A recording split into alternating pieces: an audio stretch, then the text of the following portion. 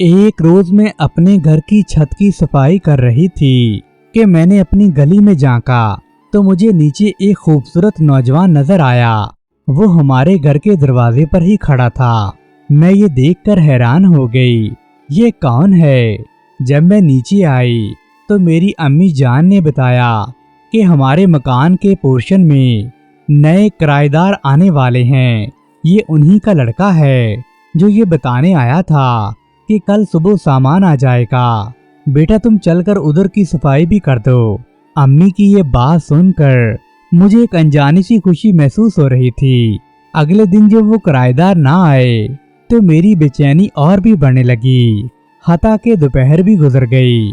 तब मैंने सोचा कि मैं इतनी परेशान क्यों हो रही हूँ। किराएदार नहीं आते तो ना आए, कोई और आ जाएगा। भला इन लोगों से मेरा क्या ताल्लुक है। दोस्तों मैं अभी ये बातें सोच ही रही थी कि मेरी अम्मी ने आवाज दी, बेटा नए किराएदार आ गए हैं। वो नौजवान जिसको मैंने छत के ऊपर से देखा था वो अपनी वालदा और बहनों को लेकर आया था। उनका सामान ट्रक में पड़ा हुआ था।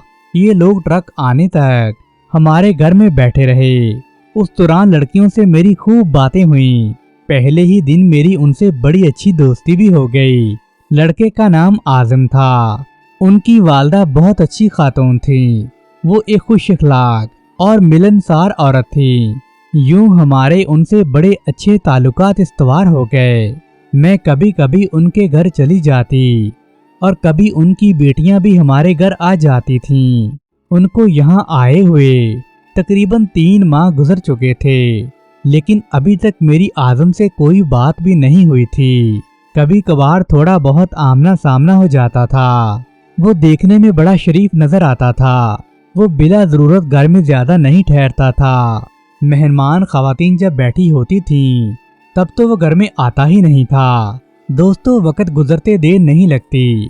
पलक झपकते ही 5 साल गुजर गए। मेरे दिल में एक कसक सी जाग उठी थी कि काश आजम कभी मुझसे बात तो करे, मेरा नाम ही पूछ ले। मगर वो तो इतना बेकदरा था, उसने जरा मेरी तरफ देखना भी गवारा नहीं किया। हालांकि मैं उसके मालिक मकान की बेटी थी और हमेशा उसकी नजरों के आमने सामने ही रहती थी। वो दोस्तों कहते हैं ना कि दिल की मुराद जरूर बर आती है। अल्लाह के करम से एक दफा ऐसा ही हुआ। आजम की माँ मुझ पर बड़ी नजर रखती थी। मेरे दिल में भी ठटका कि आंटी मुझे ऐसे हमेशा क्यों देखती हैं। ये बात मुझे तब पता चली जब उन्होंने एक रोज मेरी अम्मी से मेरा हाथ मांगा तो मुझे पता चल गया कि वो मुझे अपनी बहू बनाना चाहती हैं। अलबत्ता मेरे इल्म में ये बात नहीं थी कि आजम के दिल में मेरे लिए क्या जज्बात हैं। क्या वो भी मुझे पसंद करता है या सिर्फ उनकी अम्मी ही मुझे पसंद करती हैं।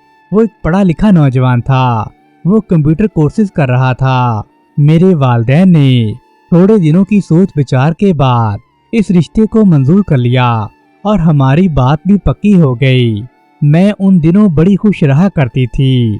मैंने जब छत से पहली बार आजम को देखा था, न जाने उसने मेरे दिलों के तार को छेड़ा था। जिंदगी की क्या अनमोल चीज थी जो मुझे पसंद आ गई थी। अब तो वो मुझे हासिल होने वाला था। अब तो मेरी खुशी का कोई ठिकाना नहीं रहा था। मैंने कभी ख्यालों में भी नहीं सोचा था कि मैं जिससे प्यार करूंगी वही मेरा जीवन साथी भी बन जाएगा, वो भी बगैर किसी रुकावट के। मैं अपने आप को बड़ी खुशनसीब मान रही थी, लेकिन मैं ये बात भूल गई थी कि कुदरत ने मेरे साथ ये हल्का फुल्का मजाक किया है, खुशी दिखाकर मुझसे छीन ली गई थी।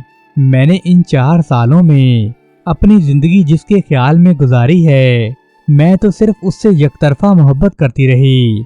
वो मुझसे मोहब्बत बिल्कुल भी नहीं करता था। अचानक से उसे बड़ी अच्छी नौकरी मिल गई। दोस्तों ऐसी नौकरी जो किस्मत वालों को मिलती है।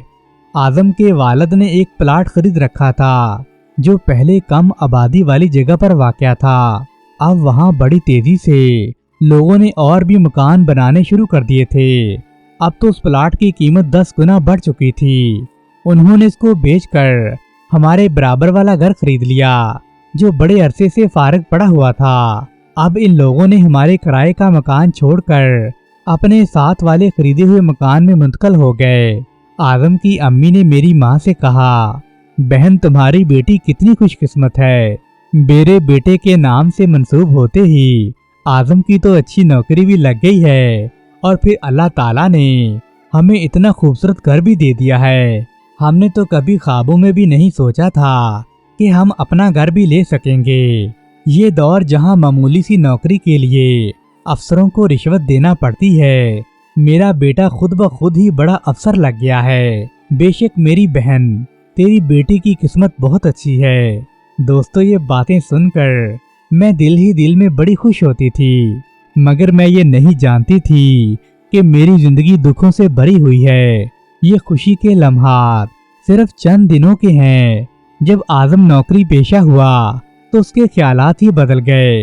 وہ تو کسی اور لڑکی پر فریفتہ ہو گیا جو اس کے دفتر میں ہی کام کرتی تھی۔ اس نے اپنی امی سے صاف صاف کہہ دیا کہ وہ شادی اپنی پسند اور مرضی سے کرے گا، اور کہنے لگا، مجھے تو اقرا سے محبت نہیں تھی، یہ تو میں نے آپ کی پسند کے لیے بولا تھا، لہذا آپ اقرا سے میری بات ختم کرا دیں۔ دوستو، ان دنوں ہماری منگنی کی تیاریاں ہو رہی تھیں۔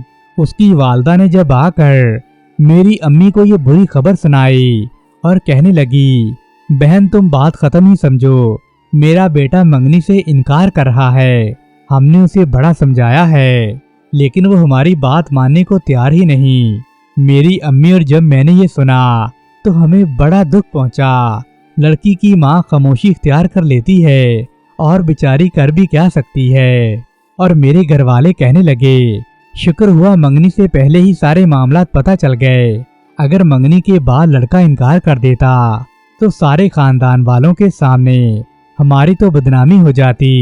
لڑکے کا تو کچھ نہیں بگڑتا، لیکن بیچاری لڑکی کا سب کچھ بگڑ جاتا ہے۔ امی بیچاری بڑی صدمے میں تھی، ابو بھی بیچارے چپ چاپ سے رہنے لگے تھے۔ میرے تو دل پر جیسے زخم لگ گئے ہوں، میں تو اندر سے ریزہ ریزہ ہو چکی تھی۔ میرا دل بھی زخمی تھا، میری روح بھی زخمی تھی۔ میں نے کبھی اعظم سے بات نہیں کی تھی، نہ ہی میں کبھی اس کے سامنے بیٹھی تھی، لیکن پتہ نہیں کیوں وہ میرے خیالوں میں بسا ہوا تھا۔ میں نے اسے ایک دم سے ٹوٹ کر چاہا تھا، لیکن افسوس میری یہ محبت یک طرفہ تھی۔ میں محبت کے یک طرفہ عذاب سے گزر رہی تھی۔ ہر وقت میں اعظم کی یاد میں روتی رہتی تھی۔ کبھی تو میں سوچتی کہ اس بے وفا کو بھول جاؤں، مگر میں اتنی کوشش کے باوجود بھی اس اعظم کو بلا نہیں پاتی تھی۔ دوستو، جب سے ان لوگوں نے اپنا ذاتی گھر خریدا تھا، ان کے تو دن ہی بدل گئے تھے۔ اعظم کی بہنیں بھی اب ہمارے گھر میں بہت کم ہی آتی تھیں۔ دن گزرتے گئے، ان لوگوں کو اپنے نئے گھر میں شفٹ ہوئے تقریباً 4 سال گزر چکے تھے۔ ایک روز میں رستے میں جا رہی تھی کہ مجھے سامنے سے اعظم آتا دکھائی دیا۔ میں نے اسے پورے 5 سال کے بعد دیکھا تھا۔ اسے تو احساس بھی نہیں تھا کہ اس کے پڑوس میں اقرا نامی کوئی لڑکی بھی رہتی تھی۔ میں نے اسے بن جانے شدت سے چاہا تھا، پر میں نے بھی اسے نہیں بتایا تھا کہ میں اسے چاہتی ہوں۔ وہ میرا احساس کرتا بھی تو کیوں کرتا؟ میں نے کون سا اسے وعدوں میں باندھ رکھا تھا؟ میں تو اس کے غم میں سوکھ سوکھ کر کانٹا ہو گئی تھی۔ اس روز مجھے بخار بھی چڑھا ہوا تھا۔ میں ملازمہ کے ساتھ دوا لینے ایک ڈاکٹر کے کلینک میں جا رہی تھی۔ اس نے مجھے پہچانا اور پوچھا، کیا بات ہے، کیوں کلینک جا رہی ہو؟ وہ مجھے کر کے کلینک کے پاس ہی ملا تھا۔ میں جب چپ رہی، میں نے اعظم سے کوئی بات نہیں کی، تو میری ملازمہ کہنے لگی کہ بی بی کو بڑا تیز بخار ہے، یہ دوا لینے جا رہی ہیں، آئیے میرے ساتھ۔ وہ ہمدردانہ لہجے میں کہنے لگا۔ وہ ہمارے آگے آگے چلنے لگا اور میں اس کے پیچھے پیچھے چل رہی تھی۔ اس نے ڈاکٹر صاحب سے بات کی۔ ڈاکٹر اعظم کا واقف تھا۔ ڈاکٹر نے فوراً مجھے دیکھا، اس نے نسخہ لکھ دیا۔ اعظم نے دوائی لے کر میرے ہاتھ میں تھما دی۔ میں نے تو اس کا شکریہ بھی ادا نہیں کیا، اور وہ ایک دم سے نظروں سے اوجھل ہو گیا۔ میں تو اتنے دنوں سے اسے بھول جانے کی کوشش کر رہی تھی، پھر آج جب سے مجھے وہ دوبارہ نظر آیا تو اسے بھولنا اور بھی مشکل ہو گیا تھا۔ میں روزانہ اپنے آپ کو تیار کرتی کہ میں آئندہ اعظم کو یاد نہیں کروں گی اور اسے اپنے دل سے نکال دوں گی، लेकिन मैं बेचारी भी क्या करती, अपने दिल के हाथों मजबूर थी। उसको अक्सर याद कर करके मैं खून के आंसू रोती थी। मैं उसे कभी भुला नहीं पा रही थी। उसका चेहरा मेरी आंखों के सामने ही होता था। दोस्तों, एक रोज ईद के दिन उसकी बहनें हमारे घर आई हुई थी। मैंने उनसे बहुत सी बातें की। जब वो जाने लगी तो उन्होंने मुझसे कहा, कल तुम हमारे घर आना, हम लोग तुम्हारा इंतजार करेंगे। ईद के दूसरे दिन शाम को मेरी बहन और मेरी सहेली और मैं उनके घर जा पहुंची। आजम घर पर मौजूद नहीं था, लेकिन वो काफी देर के बाद घर आया। हम दूसरे कमरे में बैठे बातें कर रहे थे कि अचानक वो किसी काम से कमरे में आया, मगर मेरी नजरें ही उठ नहीं सकीं। उस बेनियाज ने मेरी तरफ भी नहीं देखा। जब वो जाने के लिए मुड़ा तो मैंने फौरन उसके चेहरे की तरफ देखा, लेकिन सही तरह से उसे देख नहीं पाई और मैं सोचने लगी कि मैं भी कितनी बदनसीब हूँ। उसके घर आकर भी उसकी एक झलक देख नहीं पाई और वो मेरी नजरों से ओझल भी हो गया। उस रोज मैं तमाम वक्त खोई खोई रही। उन्हीं दिनों मेरे लिए एक अच्छा रिश्ता भी आया हुआ था। मुझे समझ नहीं आ रहा था कि मैं इस रिश्ते को हाँ करूं या उसकी यादों के सहारे पूरी जिंदगी गुजार दूं। लेकिन दोस्तों, जिंदगी बड़ी लंबी होती है। कोई लड़की तन तनहा जिंदगी कैसे गुजार सकती है? जमाने का तो आपको पता ही है, कैसी उल्टी सीधी बातें करता है।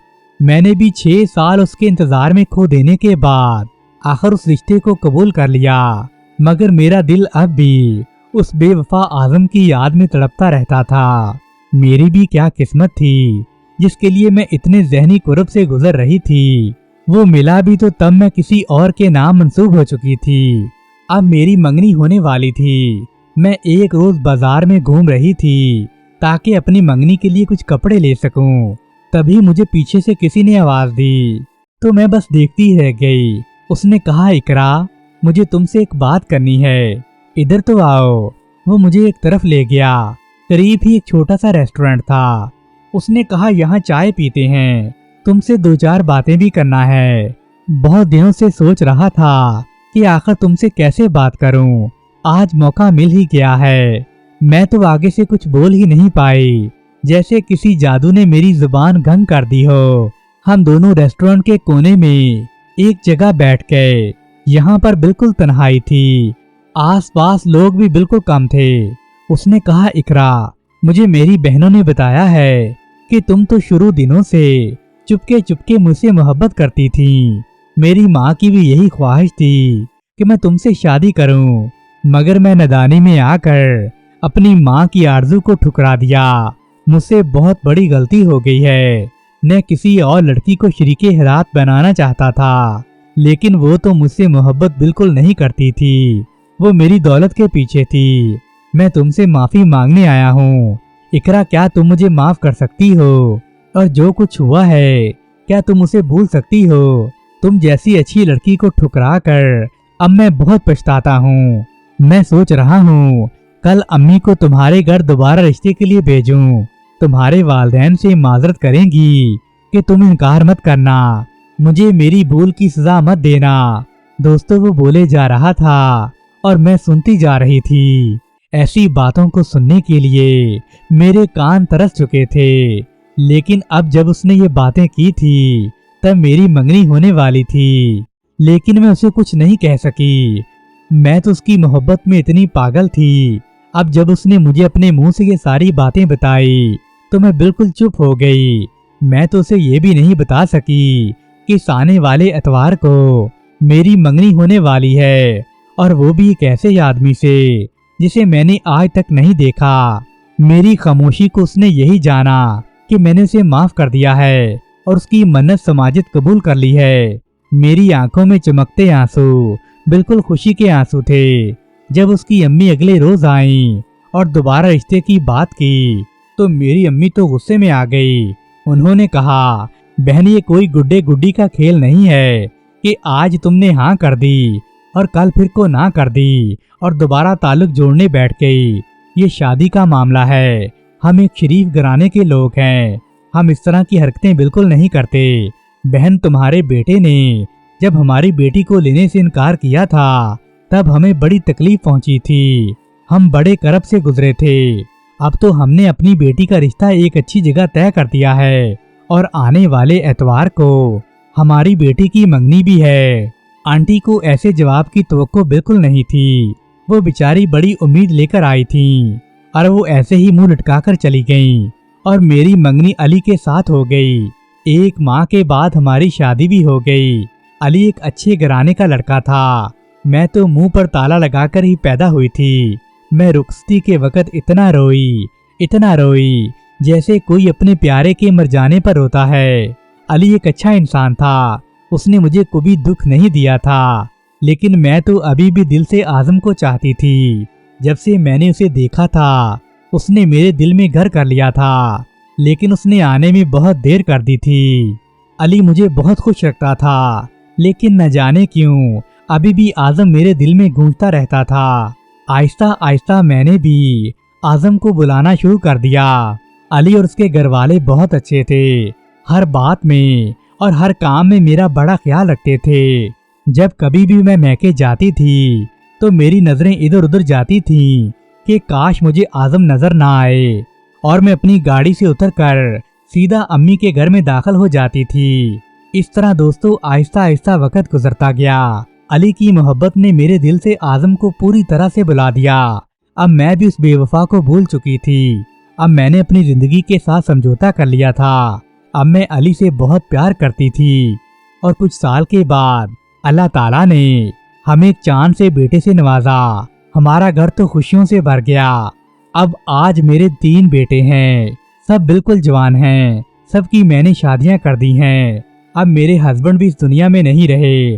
अब तो मैं भी बूढ़ी हो गई हूँ और आज़म भी काफी अरसा पहले ही इस जहाने फानी से रुखसत हो गया है।